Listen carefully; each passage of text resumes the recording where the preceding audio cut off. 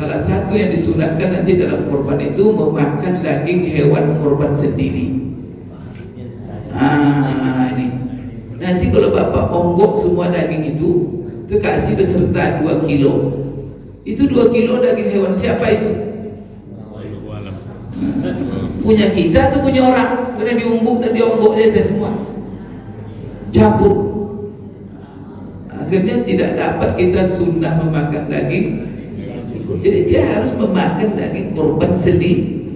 Itu sunnahnya. Apa beda orang yang menerima hewan korban sebagai sedekah karena dia miskin dengan orang yang menerima hewan korban sebagai hadiah karena dia orang kaya?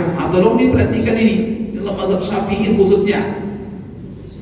Kalau orang miskin menerima daging korban, maka daging korban itu menjadi miliknya. Itu kaidahnya. Ketika dia jadi miliknya, dia bebas untuk melakukan tasarruf. Tasarruf itu melakukan apa saja terhadap daging korban yang diterimanya tadi.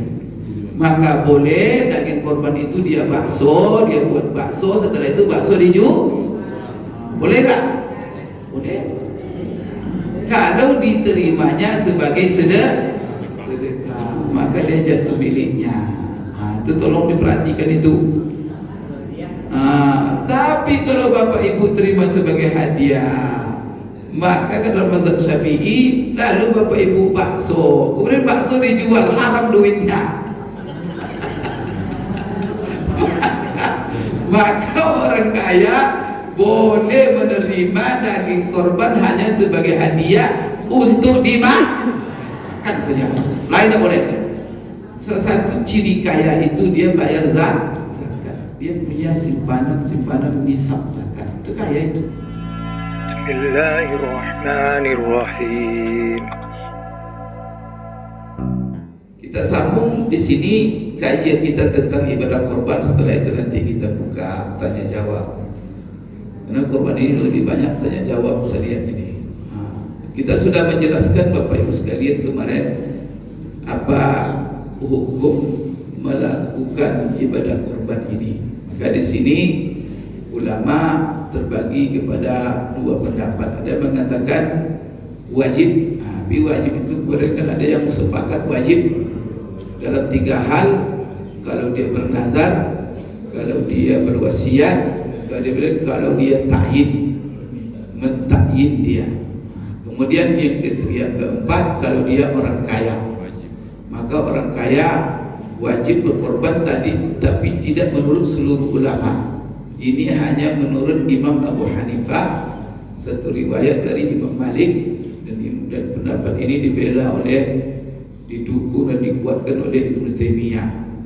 Wajib berkorban bagi orang kaya, yang mana ukuran kaya itu adalah apabila dalam tanggal 10 dan tanggal 11 itu dia memiliki satu nisab kekayaan, nisab zakat, yang dihitung dengan emas 85 gram emas atau duit rupiah senilai itu sekitar 150 juta. Orang seperti ini kalau punya simpanan 100 juta sekian, boleh Imam Abu Hanifah wajib berkorban. Tapi kalau menurut jumhur ulama, di sini Imam Syafi'i, Imam Malik, kemudian Imam Ahmad, mereka mengatakan bagi orang kaya pun hukumnya cuma sunat mu'akkad. Ini Bapak Ibu sekalian, ya, yang menjadi dasar mereka adalah hadis Rasulullah SAW, hadis yang sahih dari Ummu Salamah, yang mana beliau mengatakan Rasulullah bersabda, "Iza dakhalatil ashru wa arada ahadukum an yudhi fala yamassanna min sya'rihi wa la dhufrihi syai'a." Apabila masuk 10 Zulhijjah, kata Rasulullah, salah seorang kamu sudah berkeinginan untuk berkorban, maka jangan potong kukunya dan jangan pula potong rambutnya. Maka tidak memotong kuku dan tidak memotong rambut bagi yang sudah berniat dan berkeinginan untuk berkorban mulai tanggal 1 Zulhijjah. Maka sekarang tidak boleh dia dalam hadis itu. Ini kita sudah jelaskan kemarin bagaimana ulama menyimpulkan hukum potong kuku dan dan potong rambut bagi orang yang sudah berniat untuk berkorban. Maka kemarin kesimpulannya 3 pendapat. Ada yang mengatakan haram. Siapa yang mengatakan itu? Imam Ahmad, mazhab Hambali. Jadi kalau ada ustaz-ustaz belajar fikih Hambali di Saudi, dia belajar. Bapak ibu tanya, apa ustaz hukum motong kuku, motong rambut bagi orang yang berkorban? Pasti dia bilang haram katanya. Itu mazhabnya Hambali itu. Tapi kalau tanya ulama yang dari India sana, Pakistan, yang dari Bapak Ibu Turki, dia tanya, apa hukumnya motong kuku, motong rambut bagi orang mau korban? Maka pasti mereka jawab, tidak ada masalah katanya. Mau potong, mau tidak, sama saja. Kenapa? Karena mereka mengatakan, mereka tidak mengatakan dilarang motong kuku. Dasar hadisnya apa? Ada hadis Aisyah. Nah, ini sudah saya ceritakan kemarin bahwa Rasulullah pernah berkorban. Kemudian selama berkorban itu, selama dipotong hewannya tanggal 10, mulai tanggal awal itu kata Aisyah, tidak ada katanya. Dia potong kuku, dia potong rambut, tak ada satu pun terhalang.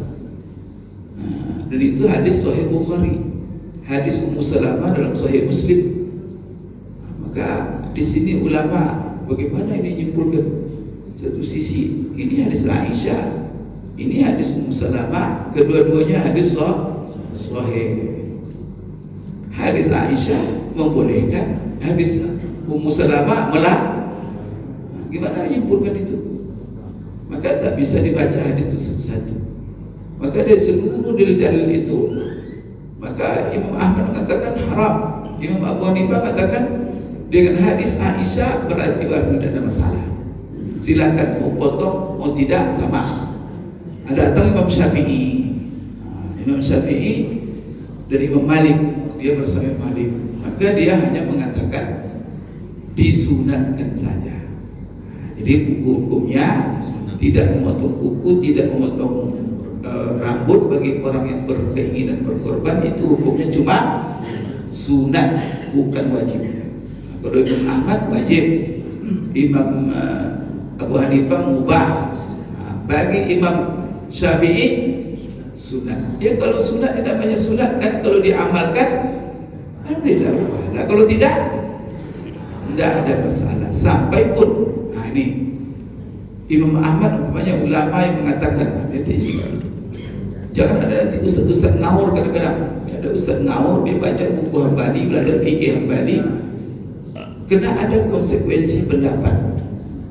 Namanya Imam Ahmad mengatakan haram memotong kuku, berarti wajib menjaga kuku dan tidak boleh dipotong.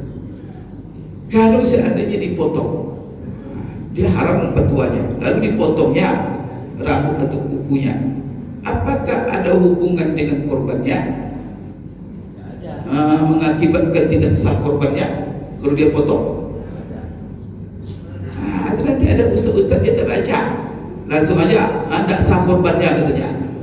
Akan tahu dia tidak baca. Padahal dalam fatwa seluruh ulama itu, sekalipun yang mengatakan itu hukumnya haram, kalau dilakukannya tak ada hubungan dengan keabsahan ibadah korban. Korbannya tetap sah, cuman dia berdosa bagi yang mengatakan haram. Apalagi bagi hanya yang mengatakan sunat, tak ada masalah. Potong bapak, daripada kumis bapak nanti menutup mulut pula, tidak bisa. Bertengkar pula dengan istrinya di rumah. Kemarin ada yang tanya sama saya, Pak Ustaz, ini kemarin nih kumis saya sudah menutup mulut, ini istri saya sudah marah-marah. Karena benar kumis tadi dipotong. Bagaimana sebenarnya hukumnya ini? Ya saya jelaskan. Oh terima kasih Ustaz. Kalau kita kaji, maka Imam Malik dengan Imam Syafi'i di sini mereka berdua itu hukumnya cuma sunat saja. Jadi Bapak Ibu sekalian, ya kalau mau pakai mazhab Syafi'i silakan. Kalau pakai, apalagi pakai mazhab Hanafi, Semuanya dalilnya sunnah. Nah, yang kuat di sini dalil mengatakan boleh, tidak ada masalah. Kenapa? Hadis Aisyah kemudian ada dalam Sahih Bukhari. Hadis Ummu Salamah ada dalam Sahih Muslim. Maka Imam Abu Hanifah karena hadis ini bertentangan dipakainya satu, maka dipakainya yang lebih kuat. Maka bagi dia hadis Aisyah lebih kuat. Kalau Imam Ahmad dipakainya hadis Ummu Salamah, tapi hadis Aisyah ditakwilnya, mau ditafsirkannya macam-macam. Itu tuh, tidak ada masalah. Jadi tapi dalam ayat hadis ini dijadikan oleh ulama dalil bahwa khususnya Imam Syafi'i ibadah korban itu tidak wajib. Kenapa? Karena Rasulullah SAW menggantungkan ibadah korban itu kepada kemauan masing-masing. Karena di sini wa arada ahadukum, seseorang kamu ingin berkorban, jadi diserahkan kepada kepingin kita, maunya kita. Seluruh ibadah yang kita disyariatkan tapi dihukumkan dengan kemauan. Kalau kalian mau, maka itu menunjukkan hukumnya tidak wajib. Berarti hukumnya sunnah. Sebab kalau dia wajib, pasti tidak dia hukumkan dengan kemauan. Karena yang namanya wajib, mau tak mau. Nah, ini kalau kamu mau. Nah, ini adalah dalil kuat bagi jumhur ulama yang mengatakan bahwa ibadah korban itu hukumnya cuma sunat dan tidak wajib, Bapak Ibu sekalian. Baik. Kemudian ada lagi apa yang menjadi dasar mereka? Ya fatwa daripada Abu Bakar, Umar. Abu Bakar ini, Umar ini, dia ini kan bukan orang kaya lagi, konglomerat sahabat malah, orang kaya raya sahabat. Jadi dalam riwayat yang sahih dari mereka berdua bahwa mereka pernah meninggalkan berkorban 1 tahun. Padahal mereka itu orang kaya, duit banyak. Kenapa mereka tak berkorban tahun itu? Bukan karena tak ada duit, cuma untuk mengajarkan, memberitahu kepada orang banyak bahwa korban tiap tahun itu hukumnya tidak wajib. Maka mereka stop korban tahun itu untuk mengajarkan kepada orang bahwa boleh ditinggalkan. Maka dari sini Bapak Ibu sekalian, satu sisi Rasulullah SAW tak pernah meninggalkan ibadah kurban sampai akhir hayatnya. Satu sisi sahabat kok meninggalkan. Nah, maka di sini juga ulama mengambil pelajaran. Maka kebanyakan ulama mengatakan bahwa kalau bagi Rasulullah SAW berkorban itu khusus bagi dia hukumnya wajib. Nah, kenapa Abu Bakar membuat seperti itu? 1 tahun dia tidak berkorban untuk kasih tahu bahwa ibadah korban untuk umat Rasulullah hukumnya cuma sunnah. Jadi ada ibadah-ibadah Bapak Ibu wajib bagi Rasulullah, sunat bagi kita. Ada ibadah-ibadah boleh bagi Rasulullah, tak boleh bagi kita.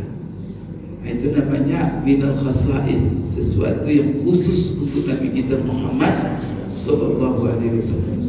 Salah satunya yang wajib bagi Rasulullah apa? Tahajud. Rasulullah wajib di salat malam. Berdosa dia tak pernah kalau meninggalkan. Kalau kita kalau sempat wajib salat malam, banyak dosa kita ini.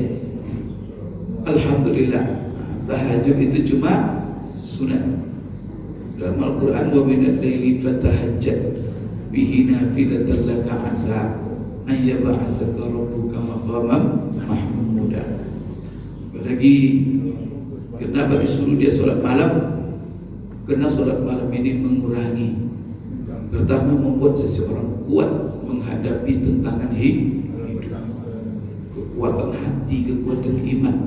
Jadi kalau Bapak Ibu banyak masalah, banyak tantangan, bawa solat malam, itu akan meringankan apa? Kemudian Bapak Ibu banyak sekali itu melatih diri sabar, melatih diri selalu mendekatkan diri kepada Allah, sehingga beban-beban kehidupan ini terasa ringan semuanya. Jadi biasakan sholat malam. Jadi kalau tidak sholat malam Bapak Ibu, hidup ini gelisah saja. Hidup ini ketakutan. Bawa tiap malam sujud kepada Allah. Ya. Kalau suami macam-macam perangainya bawa sholat malam.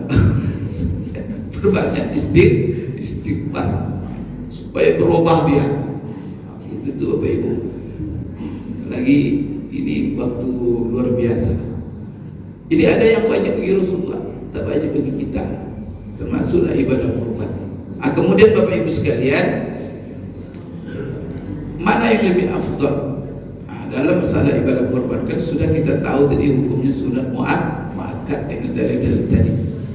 Kalau ada juga yang mengatakan wajib ya silakan, tapi itu mengikuti satu pendapat ijtihad. Sekarang mana yang lebih afdal? Kita berkorban atau bersedekah dengan uang kurban kita? Karena ada pula orang banyak miskin sekarang Pak Ustaz, orang butuh bantuan. Dan mereka tak butuh daging, mereka butuh duit beli pakaian anak-anak, Pak. Bagaimana itu Pak Ustaz? Apakah lebih baik saya dengan uang yang seharusnya saya jadikan itu untuk korban, saya kasih aja duit sama mereka? Atau begini Pak Ustaz, kalau saya kasih daging ya makan habislah, itu susah hidupnya. Jadi sapi yang seharusnya jadi korban itu saya serahkan hidup-hidup supaya dipeliharanya beranak pinak, tapi saya niatkan korban, tapi dikasih hidup. Mana yang lebih afdal? Saya kasih dia dagingnya setelah disembeli atau dikasih sapi hidup-hidup?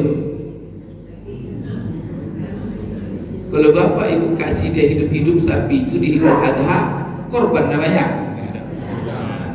Enggak korban namanya, itu sedekah. Karena baru dia namanya korban kalau disembeli.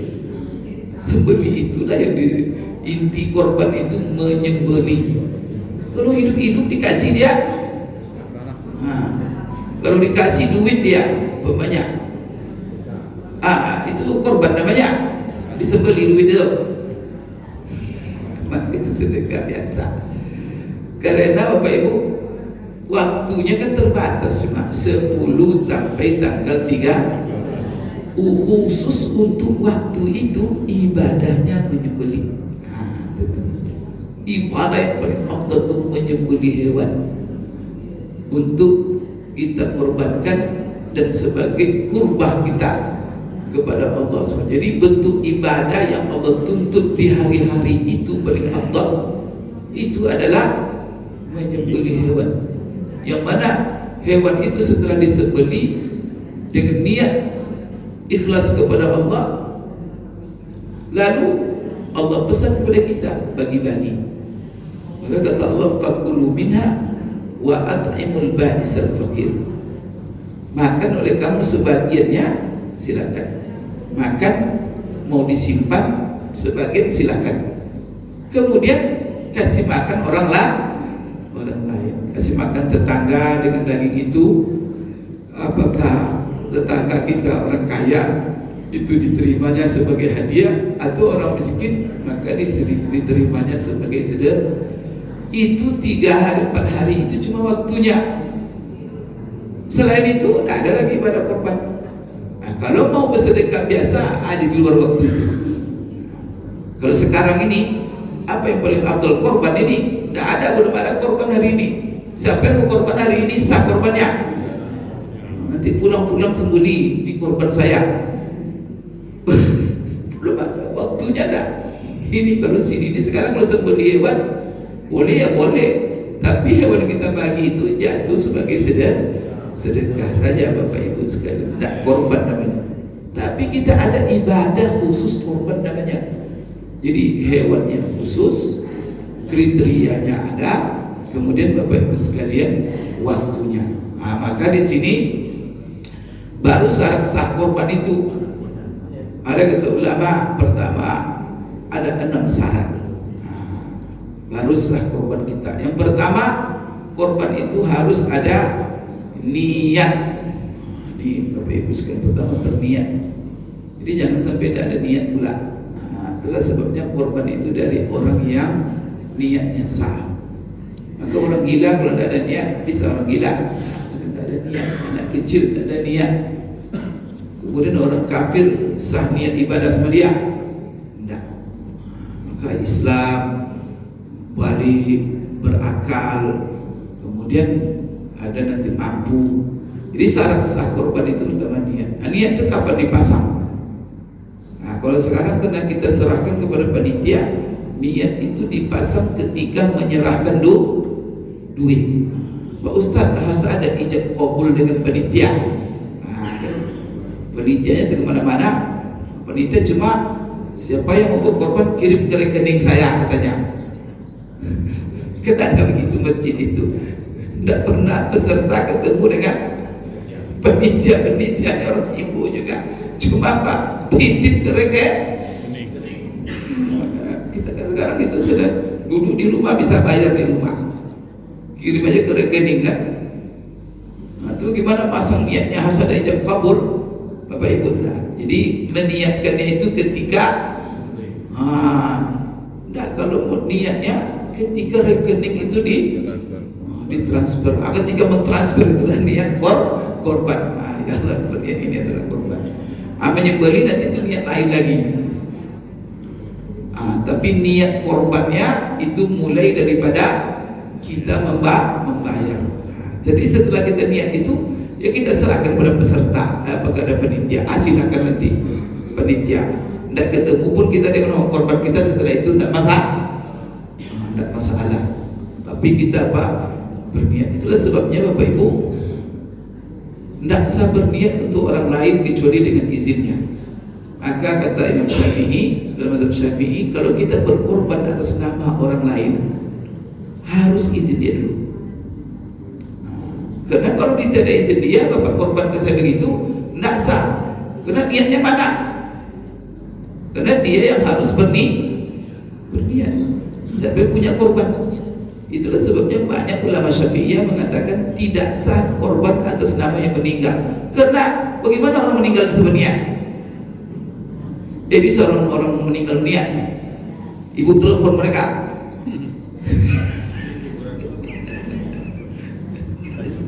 Maka dalam mazhab Syafi'i ada kebanyakan, tapi tidak semua.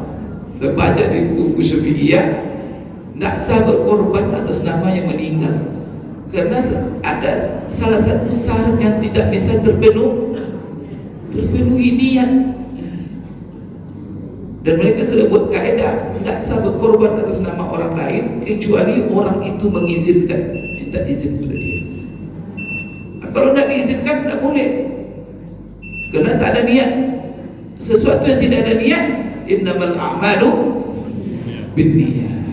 Ini Bapak Ibu sekalian, ini ada perbedaan di sini. Tapi kebanyakan mereka mengatakan tidak ada masalah, karena itu adalah niatnya kita yang pasang, yang membeli ataupun yang bersedekah atau yang berkorban, tapi pahalanya diniatkan untuk yang meninggal. Nama itu maksudnya kepada sedekah. Kalau sedekah, jadi gitu. Jadi ada mereka yang membedakan antara ibadah korban dengan sedekah. Kalau sedekah tak harus niat. Maka kita banyakkan bersedekah atas nama orang tua kita. Harus kita kontak dulu mereka yang meninggal itu. Dan sedekahkan saja. Ya Allah, ini sedekah untuk orang tua saya. Itu sah. Korban juga sedekah. Itu alasan mereka yang mengatakan boleh. Tapi mengatakan tidak boleh, tidak. Beda korban dengan sedekah. Kalau korban harus ada niat, dan mengorbankan atas nama orang lain itu harus seizin mereka. Ini Bapak Ibu sekalian. Itu pertama ya, jadi niat, harus ada pasang niat. Yang kedua Bapak Ibu sekalian, apa yang menjadi syarat sahnya? Bahwa syarat sah yang kedua itu jenis hewannya. Ini sudah kita ketahui, bahimatul an'am. Tidak boleh hewan di luar bahimatul an'am. Onta, kemudian onta dan seluruh jenisnya, macam-macam jenis onta itu. Ada yang punggungnya satu, ada yang punggungnya dua, ada yang tak punya punggung juga. Onta macam-macam. Kemudian kedua sapi dengan sepadannya, kemudian domba, kambing, adalah yang sah untuk kurban. Dan itu semuanya harus sifatnya ahliyah. Ahliyah itu yang dipelihara. Ada orang pemiliknya, bukan liar.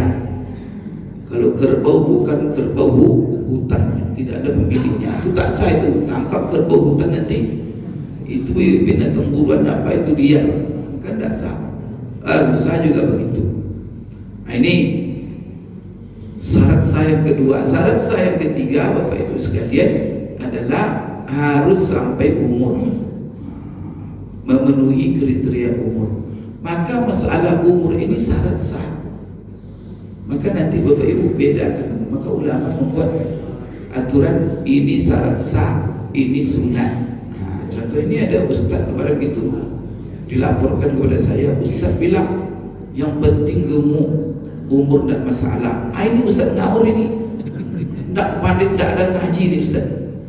Jangan disuruh ceramah juga yang seperti ini, sesat orang dibuatnya. Terserah siapa pun ngangkat dia jadi ustaz itu. Gemuk itu cuma sunat dalam ibadah korban. Sunat korban itu kalau bisa yang gemuk. Tapi kalau umur syarat sah. Segemuk apapun dia tak sampai umurnya tak sah. Jadi mana yang syarat sah, mana yang rukun, mana yang sunat? Ada dia jadi keberapa dia sunat jadi patokan. Syarat sah dihilangkannya. Ini kan tak mengaji ni orang, tidak pantas jadi ustaz. Lebih baik bapak jadi ustaz daripada dia. Sekarang orang muncul ustaz baru, pandai ngomong jadi ustaz, pandai ngomong tu berbuat fatwa, sesat orang dibuatnya. Muncul kaji baru tak apa-apa aja. Ini Bapak Ibu sekalian, Bapak Ibu kadang-kadang kalau Bapak Ibu yang mengaji begini dia tidak bisa susah. Tapi kalau ngaji cuma sekali setahun, susah itu. Dikasih tahu, jadi susah. Akhirnya saya kadang-kadang saya baca kitab, saya baca apa, itu ada ustaz ngaji, boleh katanya. Dalam kitab semua tak boleh. Terus saya bilang tak boleh, ini tak percaya dia. Karena ada ustaz khilafiyah, tak ustaz apa-apa. Anak ustaz yang perbedaan yang dikatakannya itu yang dianggap itu yang orang yang bisa, kalau perbedaan dia itu bisa kita anggap. Kalau itu ulama mujtahid, bukan ustaz-ustaz sembarangan.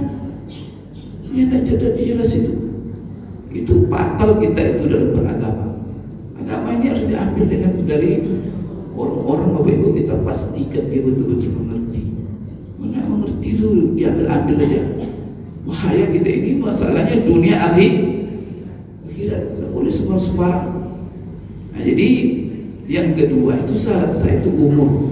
Maka onta umur 5 tahun masuk ke 6. Kalau untuk sapi kerbau umur 2 tahun masuk ke 3. Kemudian kalau domba ini sini ada khilaf. Kalau domba menurut Imam Syafi'i itu harus 1 tahun masuk ke 2 minimal.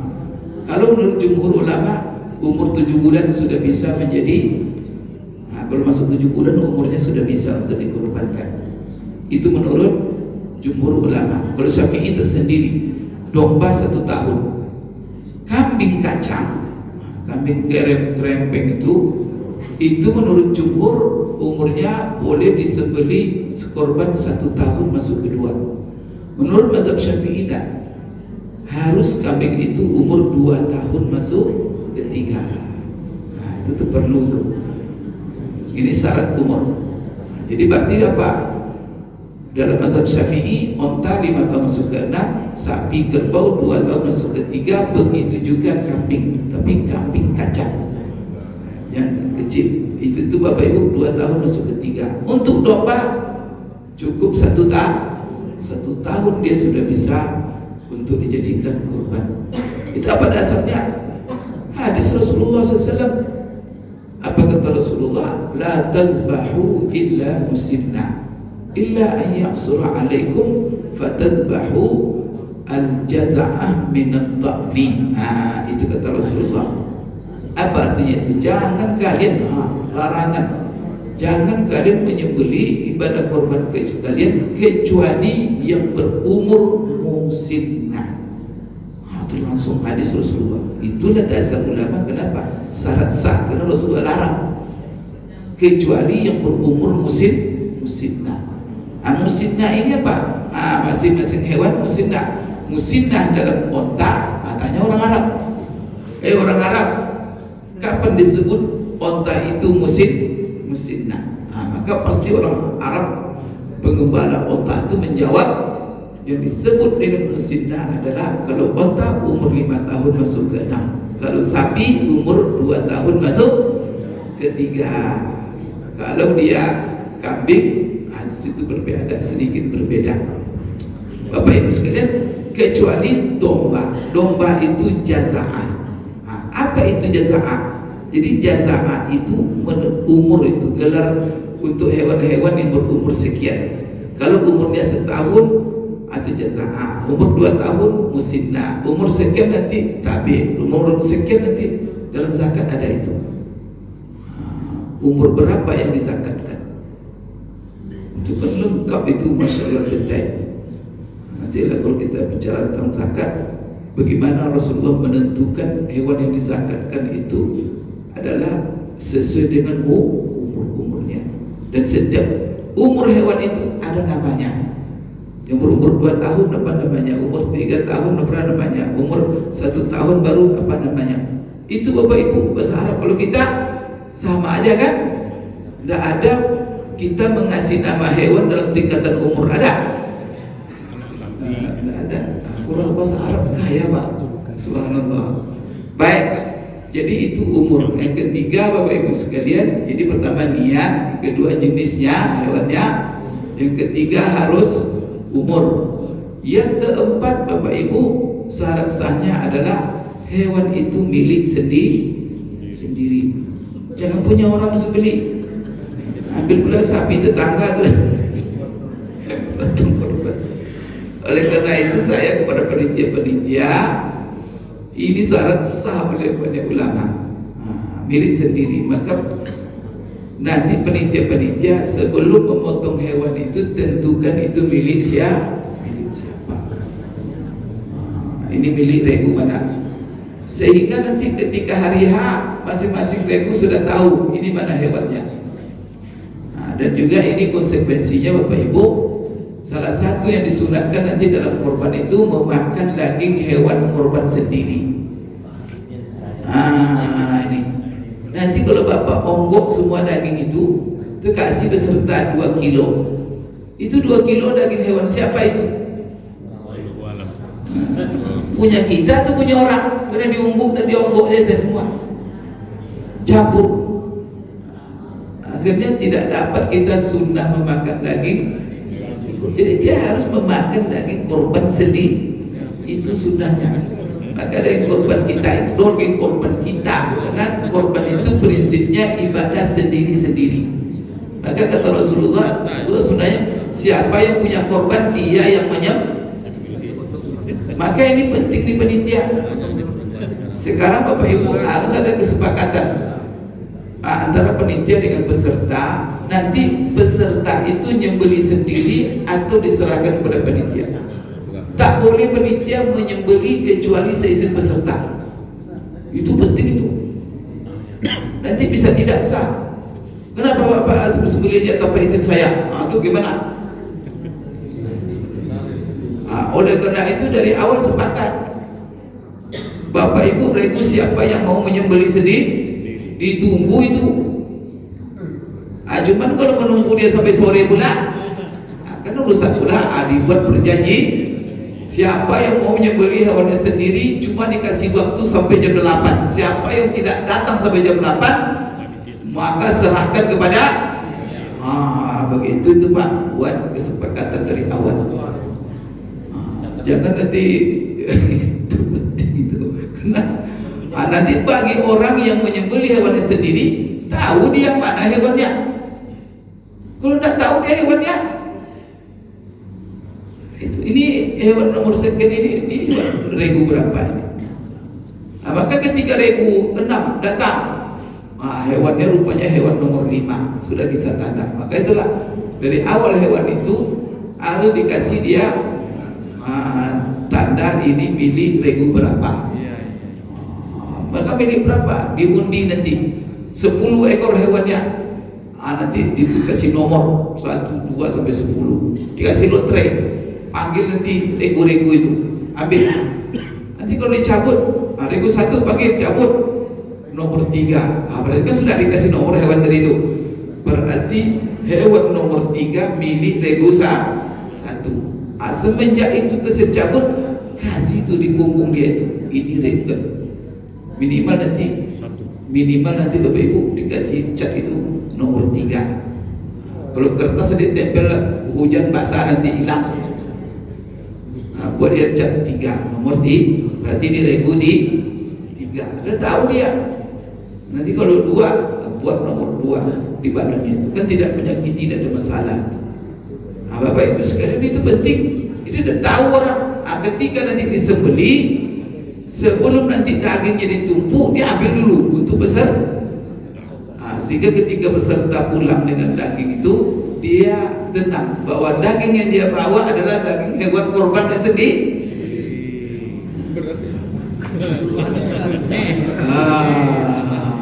Itu gitu tuh. Kalau enggak nanti jadi korban siapa yang ibu makan?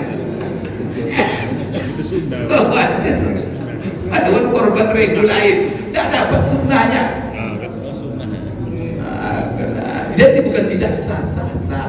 Karena secara prinsip, apa hukumnya seseorang berkorban dan tak makan daging korbannya sama sekali? Sah korbannya, sah, tidak ada masalah. Kita berkorban ada 2 arah. Pokoknya setelah kita korban, semuanya kita bagi, tak ada satu pun kita makan. Boleh tak? Boleh. Ada masalah. Cuma hilang sunnahnya. Maka itu namanya sunat korban itu cuma. Berarti tidak syarat sah dia. Itu perlu dipelajari, itu mana yang syarat sah, mana yang. Jadi sunatkan yang berkorban memakan daging korban. Tapi bagaimana sunat ini dapat? Dia tak tahu mana daging mana korbannya. Maka menuntut penitia harus masing-masing. Itulah hikmahnya, harus ditentukan setiap hewan siapa pemiliknya. Itu Bapak Ibu ya, supaya nanti tenang. Kemudian ini adalah syarat Bapak Ibu sekalian. Jadi pertama tadi niat, kedua bahimatul an'am, yang ketiga adalah syarat umur, kemudian yang keempat syarat milik sendiri. Konsekuensinya milik sendiri, kita disuruh makan daging korban kita sendiri. Kedua, kalau ada begini tadi kan, kalau dia kasih semua sama orang, tidak dimakan sedikit pun sah, tidak ada masalah. Tapi langsung tak dari satu. Kalau seandainya yang kedua dimakannya semuanya,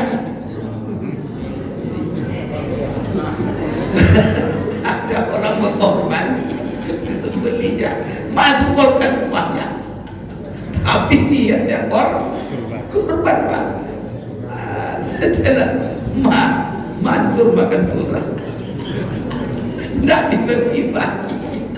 Sah kan Bapak Ibu? Sah. Sah juga. Dikasih semuanya sah, dimakan semuanya sah. Sah. Bapak Ibu dan Bapak Syafi'i. Tapi dia juga tidak dapat sunnahnya bersedekah, memberi hadiah, cuma dapat makan semuanya. Kenapa? Maksud dari korban itu salah satunya adalah berbagi. Tapi alhamdulillah Bapak Ibu, tidak disyarat-sahkan. Karena syarat-sah kadang-kadang begini, ada orang berkorban, semua orang sudah biasa makan daging di sekitar dia. Bahkan kalau dikasih pun tidak terlalu minat mereka menerima. Nanti hari-hari, tapi dia sendiri miskin. Setahun itulah makan daging cuma korbannya. Nggak salah makanlah sendiri. Jadi 2 arah ini. Cuma tidak dapat dia sudah. Maka dalam bahan membagi ini mana yang lebih afdal? Ada yang mengatakan sunatnya kalau bisa dibagi 3. Sepertiga dimakan, sepertiga dihadiahkan, sepertiga disedekahkan. Tapi repot itu membagi tiga, apalagi panitia kan, mana tuh Pak Ustaz bagi sepertiga itu. Maka itu tidak wajib. Jadi ingat ya, tidak wajib membagi tiga itu. Itu kalau bisa dianjurkan itu. Tapi afdolnya macam-macam ulama di sini. Apa afdolnya dalam pembagian daging korban kita? Maka di sini Bapak Ibu sekalian, afdolnya kalau dalam mazhab Syafi'i, kebanyakan daging itu disedekahkan. Berarti dikasih orang karena kalau sedekah dia kepada miskin, Pak. Kalau orang kaya hadiah. Ada beda Bapak Ibu. Ini tolong ini diperhatikan ini. Kalau orang itu kaya, salah satu ciri kaya itu dia bayar zakat. Dia punya simpanan nisab zakat. Itu kaya itu. Kalau nanti kita menerima hewan korban, kita orang kaya, membayar zakat kita. Banyak hewan korban. Jadi ada beda. Apa beda orang yang menerima hewan korban sebagai sedekah karena dia miskin dengan orang yang menerima hewan korban sebagai hadiah karena dia orang kaya? Tolong diperhatikan ini dalam mazhab Syafi'i khususnya. Kalau orang miskin menerima daging korban, maka daging korban itu menjadi miliknya. Itu kaidahnya. Ketika dia jadi miliknya, dia bebas untuk melakukan tasarruf. Tasarruf itu melakukan apa saja terhadap daging korban yang diterimanya tadi. Maka boleh daging korban itu dia bakso, dia buat bakso, setelah itu bakso dijual. Boleh gak? Boleh. Kalau diterimanya sebagai sedekah, maka dia jatuh miliknya. Itu tolong diperhatikan itu. Tapi kalau Bapak Ibu terima sebagai hadiah, maka dalam mazhab Syafi'i, lalu Bapak Ibu bakso, kemudian bakso dijual, haram duitnya. Maka orang kaya boleh menerima daging korban hanya sebagai hadiah untuk dimakan saja. Lain tidak boleh. Kalau dibeli tidak apa-apa. Kalau disedekahkan, tapi jangan diperjualbeli. Itu karena itu tidak lagi miliknya katanya. Tapi baiknya jangan disedekahkan semua, karena itu hadiah orang supaya orang senang. Maka Bapak ya, kalau dikasih baju oleh orang, kan hadiah tuh, bagusnya dipakai supaya membuat hati orang senang. Bapak kalau ngasih hadiah semua orang nggak dipakai-pakainya, kira-kira gimana? Sedih banget. Apalagi yang kita kasih hadiah itu orang terhormat, orang berjasa, ustadz umpamanya. Maka bangga itu dikasih ustadz baju kan, setiap ceramah di bawahnya baju itu, senang apa enggak? Tapi kalau nggak dipakai-pakainya, anak saya kasih ustadz lagi itu. Itu khatir namanya. Maka Rasulullah setiap dikasih hadiah dia pakai. Sekalipun nanti setelah beberapa kali kalau ada yang tertarik dikasih sama orang. Ya kan? Tapi boleh dijual? Nah. Jangan dibakso Bapak Ibu ya. Kalau Bapak Ibu menerima sebagai orang kaya dan itu hadiah, itu bedanya itu. Ini perlu saya sampaikan. Bapak Ibu sekalian, jadi itu syarat milik ya. Kemudian pada waktu juga ada syarat lagi Bapak Ibu sekalian, syarat sah daging korban itu selamat daripada cacat. Ya, selamat daripada cacat. Bagaimana selamat dari cacat? Ada 4 cacat. Cacat itu kaedahnya adalah cacat yang membuat daging korban itu kurang, kuantitasnya kurang, atau cacat yang membuat daging kualitasnya rendah. Maka cacat-cacat seperti ini tak boleh. Ada 4 cacat. Pertama, matanya buta sebelah, atau mata kedua-duanya buta. Yang kedua, pincang kakinya. Yang ketiga, Bapak Ibu, kurus sekali, tak ada daging, yang kelihatan tulangnya saja. Yang keempat, kalau hewan itu sakit.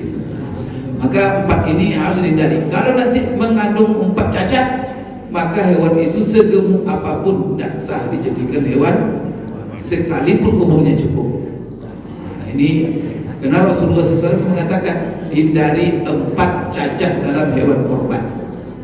Terakhir Bapak Ibu sekalian, hewan korban itu disembelih pada waktunya, yaitu pada waktunya. Jangan sampai disembelih sebelum masuk waktu, dan jangan disembelih setelah habis waktu. Kalau setelah habis waktu, banyak tanggal 14 Zulhijjah baru nyembelih hewan korban, gimana? Sah? Tidak sah, karena waktunya sudah lewat. Itu syarat sah. Kemudian kalau disembelih sekarang, atau di hari Arafah, pas Arafah nanti disembelih, maka Bapak Ibu juga tidak sah. Jangankan 1 hari, sebelum sholat pun tidak sah. Maka sekarang kapan waktunya mulai Pak Ustaz? Di sini berbeda pendapat ulama. Kemarin saya mungkin saya jelaskan di sini. Kapan kita mulai menyembelih kurban? Ini berbeda-beda pendapat ulama. Di antara mereka mengatakan, Bapak Ibu sekalian, ini Imam Malik yang paling ketat. Imam Malik mengatakan tidak sah korban kita disembelih sebelum Pak Jokowi menyembelih. Jadi tunggu dulu Pak Jokowi kapan dia menyembelih hewan korbannya. Gitu. Kenapa Pak Jokowi ini? Maksud mereka dia bukan Pak Jokowinya Pak, yaitu pemimpin, penguasa. Karena dia ketat, tidak boleh rakyat itu bertindak sesuatu yang mengarah kepada menantang penguasa. Itu pula itu Imam Malik. Imam Malik itu paling apalah ketat dalam masalah ini. Tidak boleh berbeda-beda. Ditunggu dulu Pak Jokowi baru kita mulai menyembelih. Tapi kalau Pak Jokowi besoknya menyembelih, ya besoknya.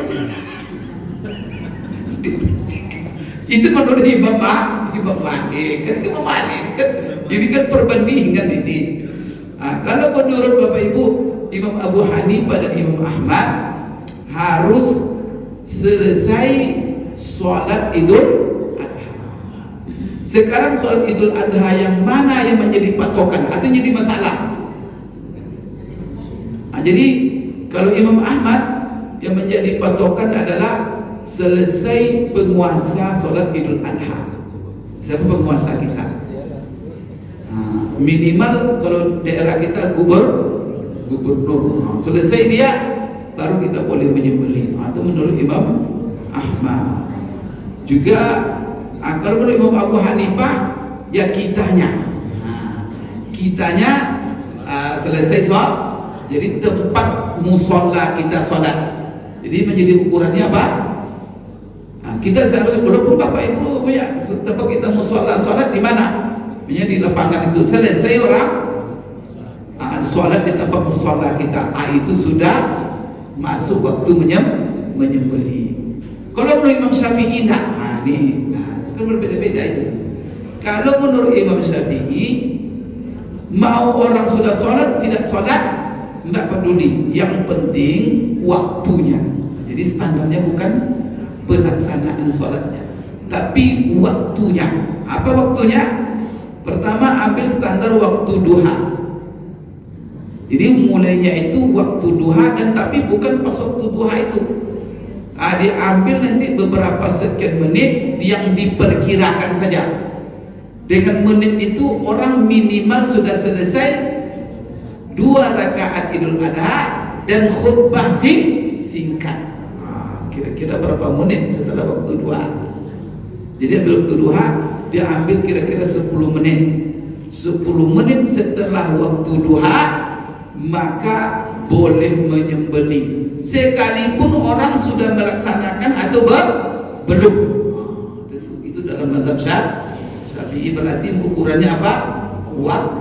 Waktunya, bukan real pelaksanaan khutbah dan sholatnya.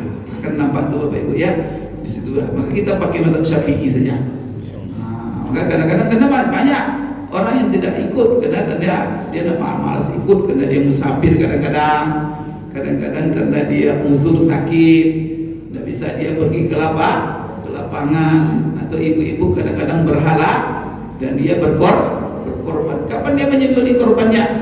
diperkirakan waktu duha masuk 10 menit setelah itu, yaitu ukuran 2 rakaat sholat Idul Adha dan khutbah singkat Idul Adha. Sekira waktu juga Bapak Ibu batasi kita, tidak ada tanya jawab selamat Idul Adha. Kalau ada yang mau bertanya nanti kontak saja nomor HP saya. Nomor HP saya kan tahu kan, 0813 65 90 444 kali 4-nya. Adik tulis nanti Ustadz Nawardi, calon wakil gubernur Riau.